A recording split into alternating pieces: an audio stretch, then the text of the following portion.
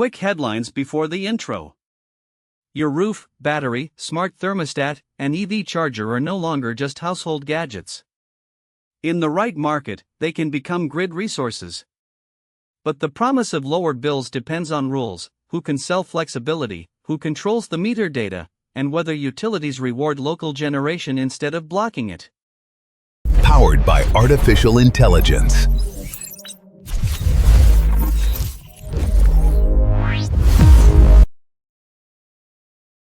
Decentralized energy does not mean every house disconnects from the grid.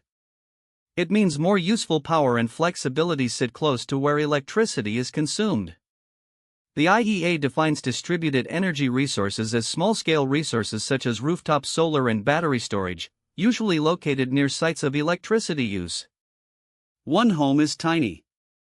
Thousands of homes coordinated through an aggregator can look like a power plant to the market.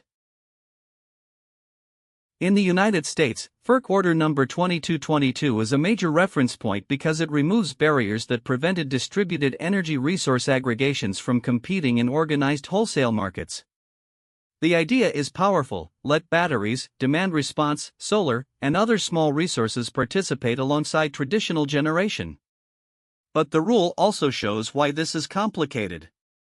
Metering, telemetry, interconnection, distribution, utility coordination, and state authority all matter. Peer-to-peer electricity trading sounds like selling spare rooftop solar directly to a neighbor. The IEA describes it as people selling electricity to others directly, often using digital platforms and sometimes distributed ledger technology. But the physical grid still has to balance voltage, congestion, and safety. A trading app cannot ignore wires. The best systems make local markets visible to grid operators instead of pretending physics disappeared. The household savings case has three parts. First, demand response can shift consumption away from expensive peak hours. Second, local batteries and solar can reduce the need for some grid upgrades if deployed in the right places. Third, consumers can earn revenue or credits for flexibility. The catch is that savings need a market mechanism.